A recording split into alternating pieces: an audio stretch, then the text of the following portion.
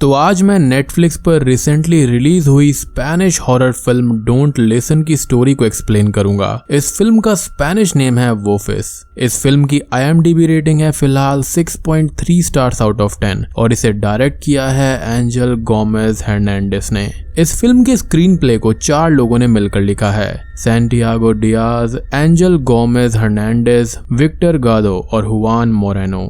दोस्तों, हाल ही में मैंने रसूक नाम की एक इंडोनेशियन हॉरर फिल्म को एक्सप्लेन किया है जो कि काफी इंटरेस्टिंग है, तो आप उसे जाकर जरूर देखें। Link is in the description. तो चलिए अब बिना किसी देरी के चलते हैं सीधा वीडियो की तरफ।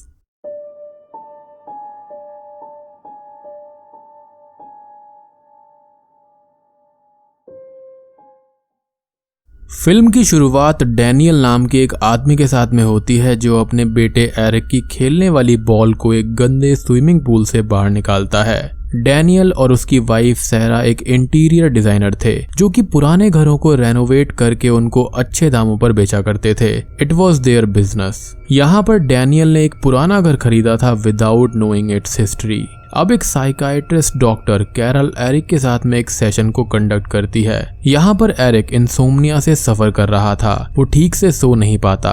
एरिक डॉक्टर से ये कहता है कि उसको हमेशा कुछ आवाजें सुनाई देती हैं और वो उसको जगा देती हैं। वो उसको हर जगह पर सुनाई देती हैं और वो उससे फोर्सफुली कुछ ड्राइंग्स बनवाती हैं और राइट नाउ वो आवाजें उसको ये कह रही हैं कि मैं आपको कुछ भी ना बताऊं। डॉक्टर अपने एक्सपीरियंस से डैनियल और सैरा से ये कहती है कि कोई सीरियस प्रॉब्लम नहीं है, बच्चा काफी लोनली है, उसका कोई परमानेंट फ्रेंड नहीं है, शायद बार बार घर को बदलने से उसमें एंजाइटी और फियर बढ़ गया है, उसे एडजस्ट होने में थोड़ा टाइम लगेगा, कुछ दिनों तक हम चेक करते हैं, अगर हालात नहीं सुधरे तो ट्रीटमेंट चालू करनी पड़ेगी। और ये कहकर वो घर से निकल जाती है। एरिक ये सब अपने रूम से देख रहा था और उसके वॉकी टॉकी में तभी फिर से आवाजें सुनाई देने लगती हैं। यहाँ पर ये घर काफी बड़ा था तो आपस में बात करने के लिए हर रूम में वॉकी टॉकी थे। अगले सीन में डॉक्टर को भी कुछ आवाजें उसके कार के रेडियो के अंदर सुनाई देती हैं, जिसे वो नॉइज समझकर इग्नोर कर देती है। अब तभी हम एक फ्लाई यानी कि एक मक्खी को देखते हैं जो कि देखते ही देखते डॉक्टर के कान में घुस जाती है। इससे डॉक्टर पजेस स्टेट में चली जाती है, उसकी आंखें लाल हो जाती हैं। वो कार के एक्सीलरेटर को दबाने लगती है और अगले ही पल उसका एक्सीडेंट हो जाता है। एक ट्री का ट्रंक उसके मुंह के आर पार निकल जाता है जिससे उसकी मौत हो जाती है। अब घर पर एरिक यही ड्राइंग बनाता है which was very shocking and ये बात कंफर्म हो जाती है कि घर में कुछ ना कुछ पैरानॉर्मल है। अगले दिन डैनियल को वॉल में फ्लाई से इन्फेक्टेड एक स्पॉट दिखाई देता है जिसे वो डिसइंफेक्ट करता है। अब नहाते टाइम एरिक को अपने डैड की कुछ आवाज आती है कि वो उससे नफरत करता है, जिसको वो अपनी मॉम से भी डिस्कस करता है, लेकिन उसकी माँ उसको ये समझाती है कि ऐसा बिल्कुल भी नहीं है। और सेम चीज सहरा उसी रात डैनियल को भी बताती है, जिस पर वो इस बात से इनकार कर देता है विच वॉज ट्रू, क्योंकि घर के अंदर कुछ ना कुछ पैरानॉर्मल घटनाएं घट रही थी।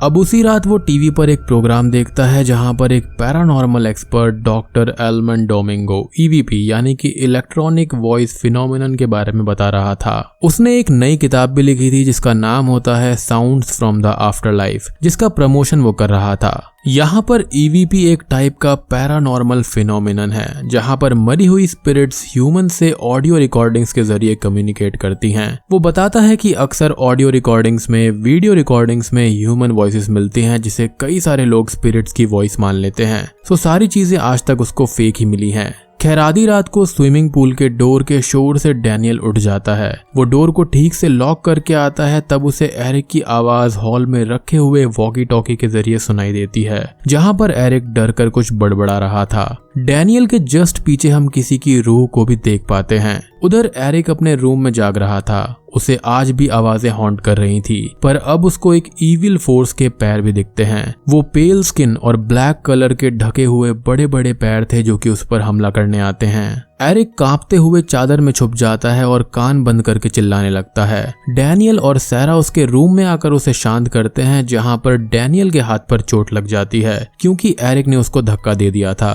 एज उसको ये लगा कि ये वो पैर वाला व्यक्ति या फिर इविल स्पिरिट है। अगले दिन गैराज में डैनियल को वही प्लेस पर फ्लाइज फिर से दिखाई देती हैं जिसे उसने कल डिसइंफेक्ट किया था और आज वो उस प्लेस को फिर से डिसइंफेक्ट करता है। बाद में सैरा एरिक को स्कूल से लेकर आती है जहां पर उसे एक्सपेल कर दिया गया था, यानी कि स्कूल से निकाल दिया गया था, क्योंकि उसे स्कूल में भी आवाजें सुनाई दे रही थी, जिससे बचने के लिए वो क्लास बंक करके टॉयलेट में छुपा हुआ था। अब जब प्रिंसिपल ने उसे बाहर निकाला तो उसने उसको ही काट लिया। सैरा को ये बिहेवियर नॉर्मल नहीं लगता और वो फिर से डॉक्टर कैरल को कंसल्ट करने की बात करती है, जिस पर एरिक ये कहता है कि वो तो मर गई है। और बाद में डैनियल को डॉक्टर कैरल की एक्सीडेंट की खबर मिलती है, जिसे सुनकर उसे और सैरा को बहुत ही ज्यादा शॉक लगता है। आखिर ये बात एरिक को कैसे पता चली? डैनियल यही बोलता है कि शायद उसको स्कूल में किसी ने बताया होगा, बट हम सभी जानते हैं कि ये बात सच नहीं है, उसको वॉइसेस ने ये बताया था। रात में एरिक वॉकी टॉकी को सुनकर कुछ ड्राइंग करता है और लेटर ऑन वो अपने रूम से बाहर चला जाता है। सैरा को बाहर के डोर के बजने की आवाज आती है, जिसको बंद करने के लिए वो डैनियल को उठाती है और जब वो चेक करने जाता है तब घर का मेन डोर ओपन था। सैरा अब ऊपर एरिक को चेक करने जाती है पर वो अपने रूम में नहीं मिलता।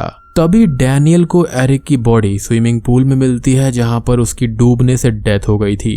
डैनियल और सैरा उसको सीपीआर देने की भी कोशिश करते हैं बट वो काम नहीं करता and he was dead. Funeral के बाद में सैरा टूट गई थी और वो उस घर को छोड़कर अपने पेरेंट्स के साथ रहने चली जाती है। जाते टाइम वो अपने बेड पर एक ब्लड स्टेन को ऑब्जर्व करती है और ये सोचती है कि शायद से डैनियल के हाथ में लगी हुई चोट की वजह से ऐसा हुआ होगा, क्योंकि उसने वो पिलो छुआ था तो फोर्स के कारण से घाव ताजा हो गया होगा। खैर डैनियल ने इस घर पर अपना पूरा पैसा इन्वेस्ट कर दिया था तो वो इसे अधूरा छोड़ नहीं सकता था, इसलिए वो वहीं रहकर काम जारी रखता है। अब रात में डैनियल एरिक की पुरानी वीडियोस टीवी पर देखता है। सैरा को एक सॉरी वाला मैसेज भी भेजता है और टीवी बंद करके सोने चला जाता है, बट तभी उसको भी वो आवाजें हॉन्ट करने लगती हैं। उसे वॉकी से कुछ पल के लिए आवाजें सुनाई देती हैं और टीवी अपने आप ऑन हो जाता है। इन सब स्पूकी इंसिडेंट्स के बाद में वो थोड़ा सा कंफ्यूज हो जाता है। अब अगली सुबह सैरा उसे फोन करके ये पूछती है कि क्या वो ठीक है। वो बताती है कि उसे उसका मैसेज समझ में नहीं आया। अब डैनियल उस मैसेज को दोबारा सुनता है जिसमें उसे हल्के वॉल्यूम में एरिक की हेल्प मी डैड का मैसेज मिलता है। वो ऑडियो एडिटर में ऑडियो फाइल को एम्पलीफाई करके सुनता है तो मैसेज बिल्कुल सही था, जिससे अब वो डर जाता है और उसे ये एक ईवीपी इंसिडेंट लगता है।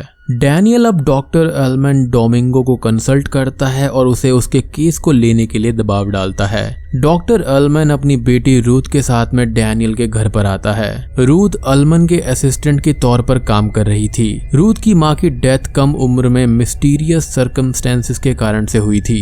एलमन को ये लगता था कि इसके पीछे किसी पैरानॉर्मल का हाथ है, इसलिए तब से वो उन पर काम करने लगा था। अब रूथ घर पर हर जगह सीसीटीवी लगाती है जिसमें थर्मल इमेजिंग भी थी। एक स्क्रीन में हम उसके पीछे एक फीमेल भूत को भी देख पाते हैं, मीनिंग कि यहाँ पर हम एक फीमेल स्पिरिट से डील कर रहे हैं। डॉक्टर एलमन ऑडियो एम्पलीफायर से घर में माइन्यूट से माइन्यूट साउंड को रिकॉर्ड करने लगते हैं, लेकिन तभी रूथ की थर्मल इमेजिंग स्क्रीन पर कोई शख्स एरिक के बेड पर बैठा हुआ दिखाई देता है। उसे ये लगता है कि वो डैनियल होगा और वो एलमन को उसे घर से बाहर भेजने के लिए कहती है, लेकिन एलमन का ये कहना था कि यहाँ पर कोई भी नहीं है, डैनियल तो बाहर ही पेड़ के नीचे बैठा है। रूथ को ये चीज थोड़ी अजीब लगती है और वो नॉर्मल स्क्रीन पर देखती है, बट वहाँ पर कोई भी नहीं था, लेकिन थर्मल स्क्रीन पर वहां पर साफ साफ दिख रहा था कि वहां पर कोई बैठा है। एलमन अब एरिक के रूम में जाता है जहां पर वो इविल फोर्स उसके सामने ही थी पर उसे दिखती नहीं है। रूथ को अब वो फिर से थर्मल स्क्रीन पर साफ साफ दिखाई देती है। तभी एलमन के ऑडियो एम्पलीफायर पर इतनी जोर से आवाज वो इविल स्पिरिट करती है कि उसके कानों में दर्द हो जाता है। बाद में एलमन ये कहता है कि ये एक पक्का प्रूफ है कि पैरानॉर्मल एक्टिविटी हुई है और हमें यहाँ पर डिटेल में चेक करना पड़ेगा। अब वो और रूथ इसी घर में रुक जाते हैं। रात में एलमन नींद से उठता है तो उसे एक परछाई दिखाई देती है। वो उसका पीछा करते करते किचन तक आ जाता है और वहां पर कोई और नहीं बल्कि उसकी वाइफ सोफिया का गोस्ट उसको दिखाई देता है। वो गोस्ट ये कहती है कि आई मिस्ड यू, उसको वाइन सर्व करती है विद हिज फेवरेट फूड। यहाँ पर माहौल पूरा फॉगी सा हो गया था। उसका ये कहना था कि अब टाइम आ गया है हम दोनों के एक होने का। वो एक बड़े से नाइफ से एलमन का हाथ काटने लगती है। एलमन उसे रोक नहीं पाता, एज इन वो एक ट्रांस जैसी स्टेट में बैठा हुआ था। तभी रूथ वहां पर आकर उसे जगाती है और उसकी ब्लीडिंग को रोकती है। इन रियलिटी वो खुद का ही हाथ काट रहा था, बट यहाँ पर स्ट्रेंज बात ये थी कि वाइन अभी भी वहीं पर थी, मीनिंग कि वो स्पिरिट वहां पर एक्चुअल में आई थी। अब सैरा को उसके फोन पर एक कॉल आता है जहां पर एरिक ये कहता है कि मॉम मुझे बचाओ, मैं बेड के नीचे हूँ और डैड ने जो आदमी बुलाया है वो खतरनाक है। सैरा को एरिक की डिट्टो वॉइस सुनकर शॉक लगता है और वो फौरन ही घर के लिए निकल जाती है। इधर घर के टेरेस पर रूथ स्मोक कर रही थी और अब उसे 15 कैट्स पेड़ से लटकी हुई दिखाई देती हैं।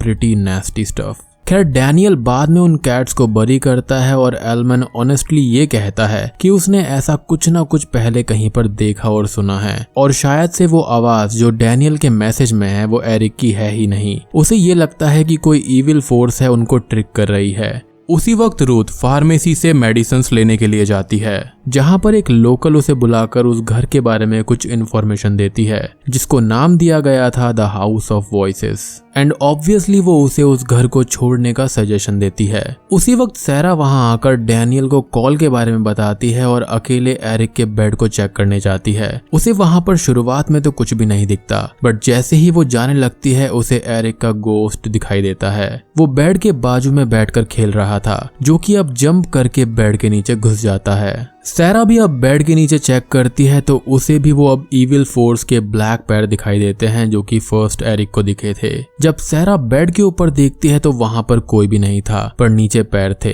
एंड सडनली किसी के हाथ आकर उसको पकड़ लेते हैं। अब यहाँ पर एलमन डैनियल को पुराने टाइम का एक फोटो दिखाता है जिसमें भी कैट्स को पेड़ पर इसी तरह से लटकाया गया था। एलमन ये कहता है कि ये एक खतरे का साइन है और ओल्ड टाइम में आउटसाइडर्स को इससे ही पता चलता था कि वो एक विच के एरिया में घुसे हैं। यही बात अब रुथ भी कहती है जिसे अब मालूम पड़ा था कि ये हाउस 300 साल पहले एक कोर्ट हाउस था जहां पर विच ट्रायल्स हुआ करते थे।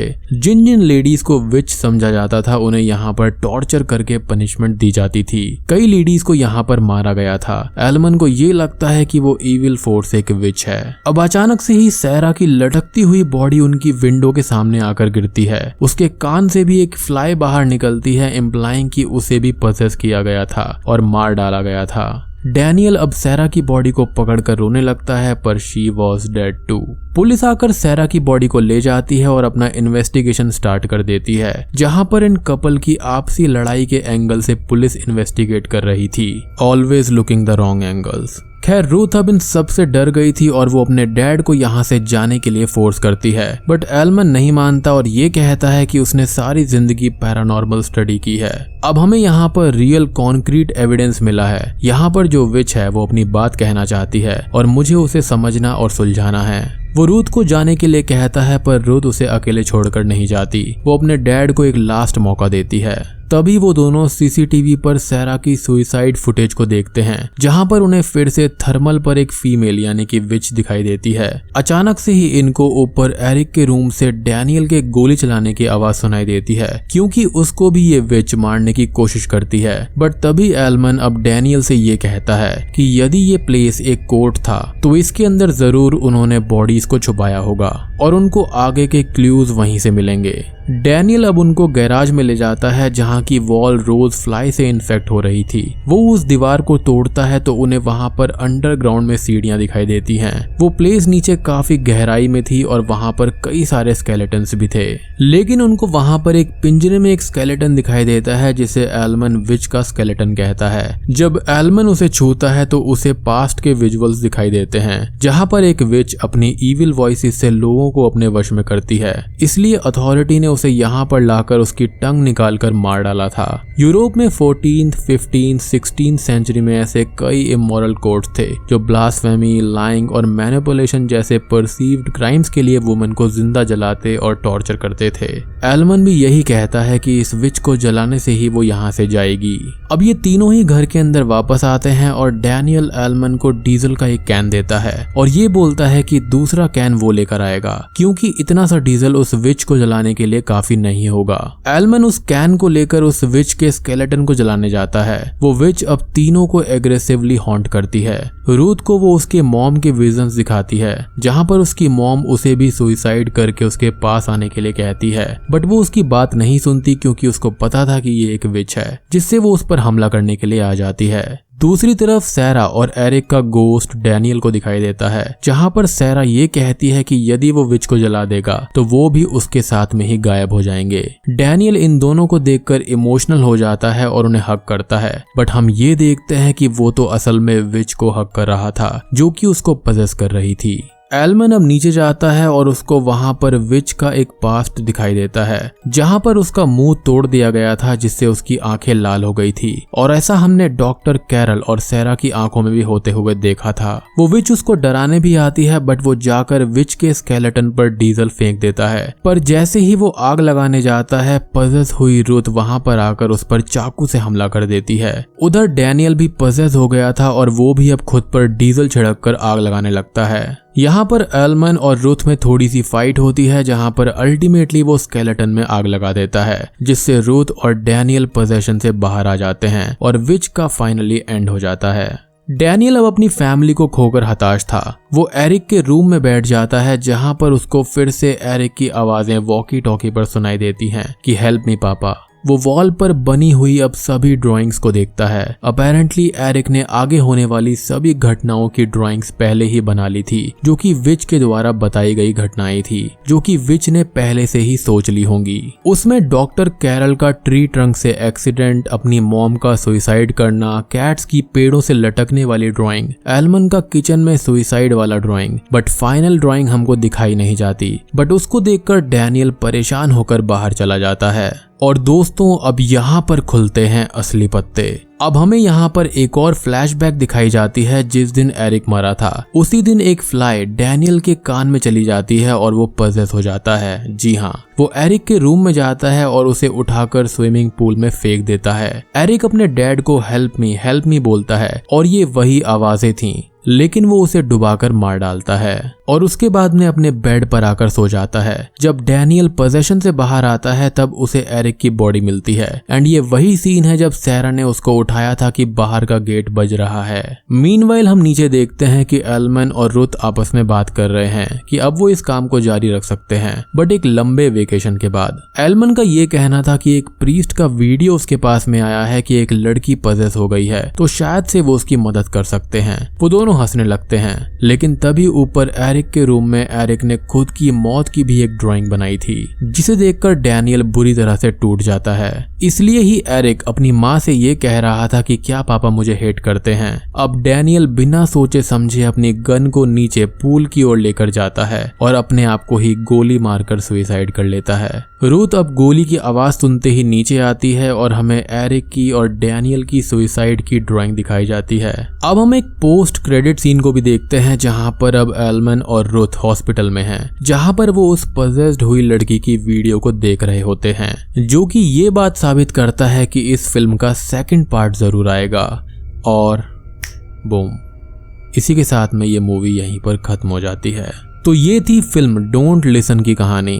अब आपने ये वर्ड विच हंट तो जरूर सुना होगा। ऑक्सफोर्ड डिक्शनरी के हिसाब से इसका मीनिंग होता है an attempt to find and punish people who hold opinions that are thought to be unacceptable और डेंजरस टू द सोसाइटी। मतलब जो लोग पॉपुलर ओपिनियन को नहीं मानते, सोसाइटी के फिक्स्ड रूल्स को नहीं मानते, जो फ्री थिंकर्स हैं, वैसे लोगों को जब चाहे हैरेस किया जा सकता है, तो उसे विच हंट कहते हैं। सीधा सीधा कहें तो बिना लॉजिक के किसी को भी परेशान करना और उसको मार डालना।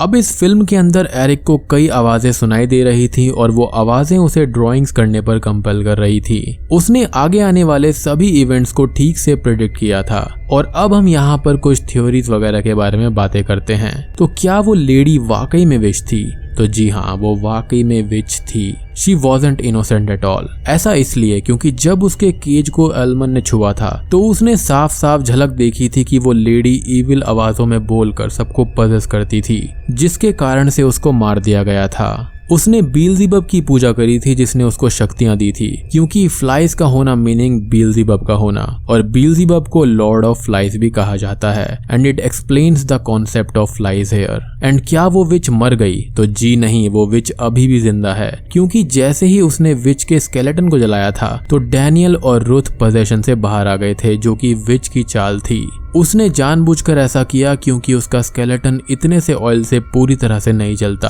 और पोजेशन से बाहर आते ही इन्होंने ये समझा कि वो चली गई। इस चीज का एक और सबूत है कि which is still here. Daniel जैसे ही एरिक के रूम में आ गया था तो उसको फिर से वॉइसेस आई थी कि डैड हेल्प मी, जिसने इन ड्राइंग्स की तरफ डैनियल का ध्यान दिलवाया। उसको याद आ गया कि उसने ही पोजेशन में ऐसा किया और बस उसने खुद को ही गोली मार दी। एक सीन में सैरा को उसके पिलो पर एक ब्लड का स्टेन नजर आया था, तो वो उसके हाथ की चोट से नहीं था बल्कि उसके कान से निकले हुए ब्लड का स्टेन था। एंड ये एक बहुत ही क्लेवर राइटिंग थी। यहाँ पर हमको थ्रो ऑफ करने की कोशिश की गई बट हमने ये भी पकड़ लिया। एक चीज और कि विच अपने इलाके में किसी को भी आने देना नहीं चाहती थी, तो उसने पहले एरिक को अपने डैड के हाथों मरवाया, देन सैरा को भी यहाँ बुलाकर मार डाला। उसने खुद के स्केलेटन को जलने के बाद में उन दोनों को जानबूझकर पोजेशन से आजाद कर दिया ताकि ये सब ये समझे कि वो मर गई है, बट ऐसा नहीं हुआ। यहाँ पर डैनियल को सच्चाई पता चली कि उसने एरिक को मारा था, तो उसने भी सुसाइड कर लिया।